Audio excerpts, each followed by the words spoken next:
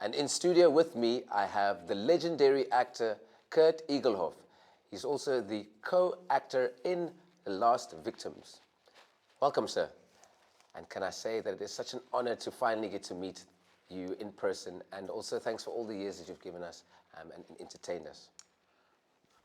Okay. Thank you very much. All right. So the legendary part shouldn't have been there, because I believe you are a legend in my eyes. I mean, you've been grinding for years. 40 years. I mean, just 40 years. But I don't like to think of anything as legendary because it's always a part of history. Whatever anybody does is always a part of history. That legendary analysis is very subjective, and I don't see myself as a legend. Okay. I see myself as a aging man who's doing fine, thank you very much. Yes. And then let me add the humble Kurt Egelhof. Let me start off by saying, oh shucks, it's Suster. Then what was it? The Ghost in the Darkness. Those two movies, I mean, those two films, plus many, many others. Would you say in your career that you've kind of sort of seen it all? Short answer, yes. I've seen it all.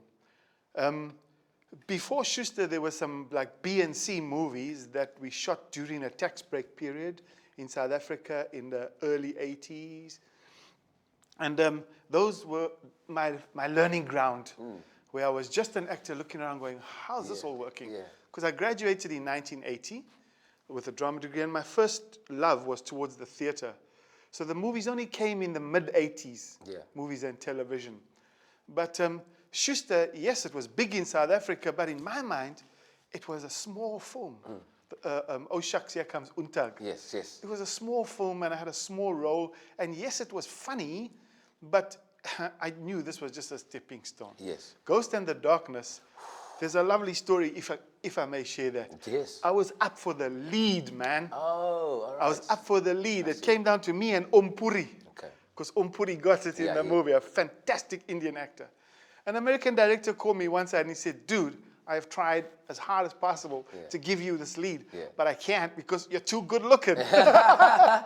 I was like, okay, I'll put that in my back pocket. It would be nice to have the lead, Ompuri, shooting this movie in the jungles just outside Swaziland, in the Mpumalanga. But so he said, don't worry, dude, I'll toss you a bone. And he gave me a small part. Cool. When I walked into the wardrobe, I said, hi, I'm Kurt Egelhof. I'm looking for my wardrobe. The wardrobe must have been in an English accent. Oh, love, that will be aisle number 14B. And look for the costume that says Fat Coolie. Oh, no. And I thought, okay, we'll swallow that one. Should I walk away? We'll swallow that one. We'll swallow this one because it's early in the career. That's why we're trying to get into it. Speak to me about this film, because, I mean, I looked at it. It is an amazing cast. But just tell us a bit about the story. Look, the story's obvious. We can get to that in a second. If you can just indulge me, I'd like to speak about one or two other building blocks. Yes, by all means. It was a good script to perform. Yes. Because it allowed a lot of freedom of interpretation for the actors. Yeah. And I think, for me, that's what describes a good script to start with. Yeah. Regardless of any of the other aspects of the script writing.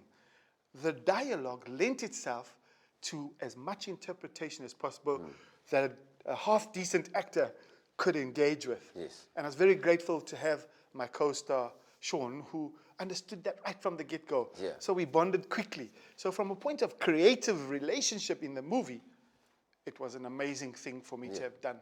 Where the script was not so strong, and this is technical, it was in its structural capacities. There was a lot of back and forth in time, and back flashes. And I think this is a result of people messing with the writer while the writer's still trying to get his thing down. The people who pay the writer are saying, no, do this, no, do that, do this, do this. Instead of allowing the writer the freedom to do his job. To do his job. So I think we all suffered from a bit of time passage misunderstanding.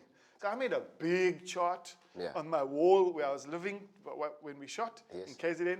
And I drew this journey out. Because it's a road trip movie. It's a road trip movie, Yeah. And so I drew the journey out in real time for those characters. And that's how I was able to get a grasp on what was going on. So when people were confused, I just sat back and kept quiet and said, Kurt, hang on to the fact that you know what you're doing. That's correct. And so that's what saw me through. Yeah. So that's my sort of out of the starting block response Okay. about this film. What it's about. What is this film about? I really don't like using that phrase, even plays. What is this film about? What is this play about? The film is more than just being about something. It's a journey into darkness. Yeah. Human soul darkness. For different reasons, different South African so-called race groups have different monsters. Yes. And these monsters are mutually inclusive. I have a monster because you have a monster, because she has, because he has. Because we were born of this oppressive state regulation that was officially referred to as apartheid. Apartheid, yeah. Even while this discrimination existed before apartheid and after, we were all touched by it as a nation. So if we don't understand that coming to the film, then we've already lost half our popcorn money investment in watching the movie. Yeah. So the film is not so much about anything as it is a journey into the darkness of our past and the possible darkness of our future if we don't sort that all out. And that's what attracted me to it. That's what made me really respond with gooseflesh to the script, like, hey, I have a map here that I can go into the darkness of our nation, expose it, and come out on the other side with a little message of hope on the other side. And your character, speak to me a bit about him. Okay, this is always a tricky thing for actors, particularly film actors. I mean, you get some really great performances from an actor. Yeah. And then you see the same performance in the next film. And the same performance in the next film. And without mentioning anybody worldwide, I know you can look at Hollywood's top 40 actors, and they're all just cracking this one trick from movie to movie. And I thought, hey, I'm not getting a lot of movies. Because I'm a difficult man anyway. I'm not getting a lot of movies for a whole bunch of other reasons that are related to demograph. But this movie is going to allow me to completely surrender Kurt. Yes. To let Kurt go. Whatever Kurt has to offer this character, I must give it freely. My own darkness, my own emotional landscape where there are peaks and valleys. But that's not what the character's about. I'm surrendering those to this character. This character is not a cliche, it's not an archetype, because we have written so few films about this character's world, the character that I played. Yeah, we've written the Schusters, oh, please don't be going down there because, you know, there's people down there. We've written that stuff, and we've had a laugh, but we're still sick as a nation. So there's been no healing. This character has been excluded from so many South African films that I was honored to donate my skills as an actor, my emotional landscape as human being, to this man, and let his story be told through me. So I was in love with the character straight away. I'm a kind of an underdog supporter. The little guy. Yeah, man. I always go to in defense of, in support of the person who's having the hardest time. And here was a character who'd been destroyed by apartheid, interrogated to within an inch of his life, with permanent physical, emotional, and economic disability. The man ended up a waiter limping around carrying plates. So immediately my heart went out to him and I surrendered. And the character spoke back to me, said, I'm a broken man. I'm an angry man, but suppressed. I'm a lonely man, but suppressed. I don't want to engage with anybody. I just want to take the orders, go fetch the food and put it on the table. Leave me alone. A metronome existing. And I thought, brother, it's time for you and me to get together, to have a late night conversation, and let me loose tomorrow on that set with your story. So the short version is, I love the character. I know the character because I'm from KZN. I know the geopolitical and geosocioeconomic circumstances around this character. Growing up in between the sugarcane fields. I had that childhood. So you would say that you could draw like certain things out of the character that you could relate to? I mean, you grew up in apartheid. You've lived through that. Exactly the character, not exactly the character, but you've lived through that time period. How much from your personal experiences did you draw and bring towards your performance? So this question's answer is, how long is a piece of string? Okay? We'll never scientifically be able to calculate those ratios. Yeah. I cover it with a blanket point of departure. Vulnerability. Yeah. How much are you willing to give to this character of everything you've known and experienced that cannot be tabulated? Yeah. Can you surrender to the character? Well, you got to understand what you're surrendering to. So you read the script, and you check out, you do a character structure, and you go, Eureka, I know this man. I got this man. So, sir, without actually meeting you in the flesh, because it's very hard to be a method actor all your career. You'll sometimes have to travel too far to go and meet the guy who survived Chernobyl in order to play him. So I just surrender to listening to this man. And I hear the rhythms, man. Yes. When I was a kid, my mom used to take me to the Indian vegetable market in Durban.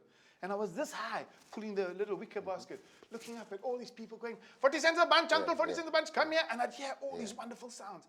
I'd taste all these beautiful Indian tastes of curry, of jalebi. I'd smell all these beautiful smells of agrabatis. And it was all in there, just waiting for this man, this character to come along and say, Mr. Egelhof, can you lend me some of that? My pleasure, sir. Have it all. And they're working with Sean Cameron Michael, Sir Sean Cameron Michael. I wanted to throw that in there. You guys, your love-hate relationship within the movie. Offset, how was the Look, Sean and I only had a love relationship. We never had a love-hate. Yeah. We met twice before we even went to KZN to read our scripts together and discuss our stuff and make sure that we were going as a unit, understanding each other, so that what I could, as a generous actor, give to him in the shoot, he would understand and reciprocate and give back. Sure. And so this is how we went in front of the camera together every time we did. Because we knew we were dealing with hard, difficult, dangerous stuff. Yeah. A torturer meets the tortured victim. That's correct. And what are they trying to do? They're trying to heal each other reluctantly. Both of them have instincts for revenge and vengeance, but because they've come to the bottom of the barrel in terms of human darkness, and the only two people they find down there is each other, they realize they can only rise with each other. So because the actors trusted each other like this, Sean and I were able to let each other's characters feed off each other and let the hate come out between the characters. Yes. And then let the love suddenly realize, my God, I can't do this without this person. I mean, these are subtleties, huh? And if you put the movie on slow-mo, you'll still miss these things. But if they're not there, the performance is shallow from start to finish. And I don't want to die having ever given a shallow performance when I could have given a deeper one. So, obviously, South Africa's majority are young individuals, you know, the youth. Would you say, from your experience, having a look at the scene of the industry now, are we over the apartheid storytelling? Is it time to tell new stories, or do you think there can be so much more done with talking about the past? Or do you just feel that, look, we've had it, we've done it, we can move on? Okay, you asked 20 questions in one sentence. That's what I'm dealing with a genius, so I've got to keep it. Let me get my note. Okay, so if we go to your first one, and you said, obviously, there's a lot more youth in South Africa, then I'd like to disagree with that. Okay, all right. I'll agree that there are more youth in the industry. Yes. Because it's a kind of a all-welcome industry. You can enter this industry without any qualification. You don't have to study anywhere. You just come and work your way up. And this is ideal for young people who can't afford those expensive skills acquisition processes, training, which is something I do on the side anyway, is assisting training young people to come. But in terms of the population, we need to interrogate the numbers about where is the majority.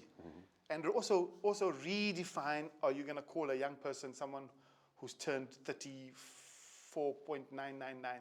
before they become 35. That's a little I bit get of you, I get you. yeah. Yeah. So don't fall into those category traps. They are dangerous things in general. Look at a human being, don't count their age, don't count their race, don't count their gender, don't count their nothing. Yeah. Just look into the eyes and see the person. And see the spirit. See that person. So then to the next parts of the question, everybody keeps assuming that apartheid was like a formula that once you rub out one thing, it's no longer working. Apartheid wasn't a formula like that. Apartheid was and remains a tool of impoverishment of the working class. This is not a race issue. This is a class issue. Yeah.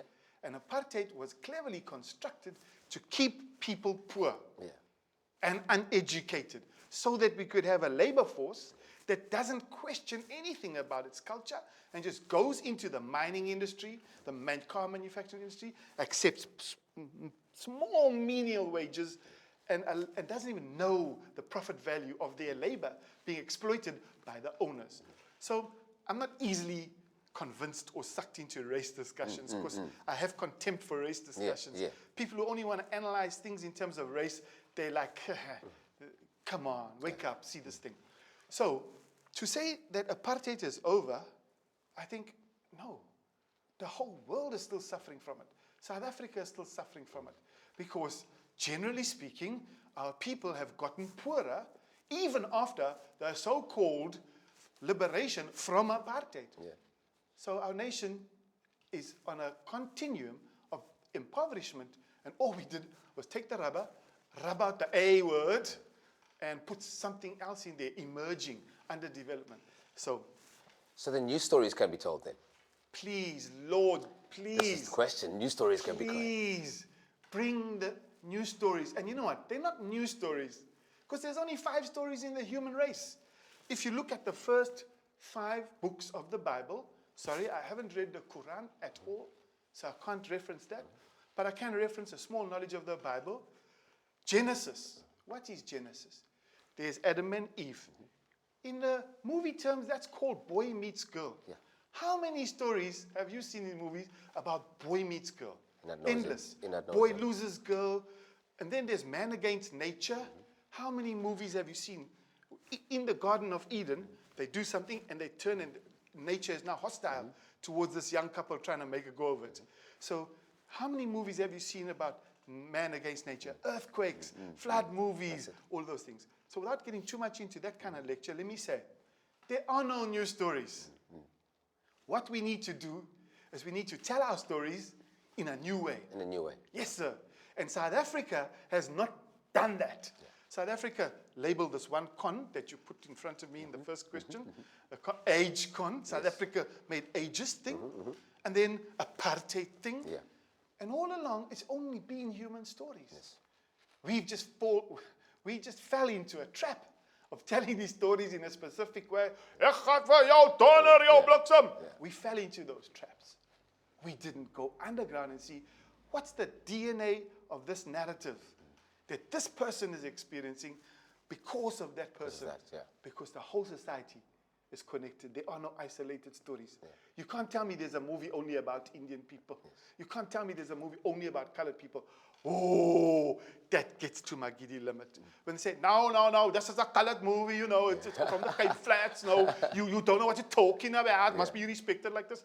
Then how come white producers and directors make these great movies about colored people on the Cape Flats? Because they go for the cliche. We have to stop going for the cliche. And we have to start going for the capital T, truth. That's it. So what's next for Mr. Egelhof? I know that it's not the ending. I don't give a fuck what's next. Let it come.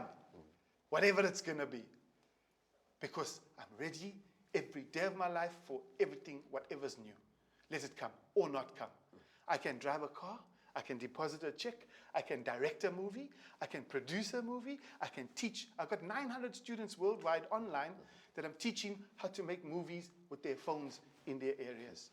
I'll do whatever I can because I always do whatever the fuck I like to do.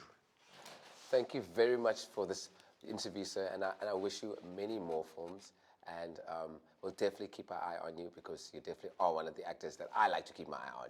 Don't keep an eye on me. No, I do. I'll be keeping an eye on you. That is Kurt Egelhof, and guys, we'll see you on the other side.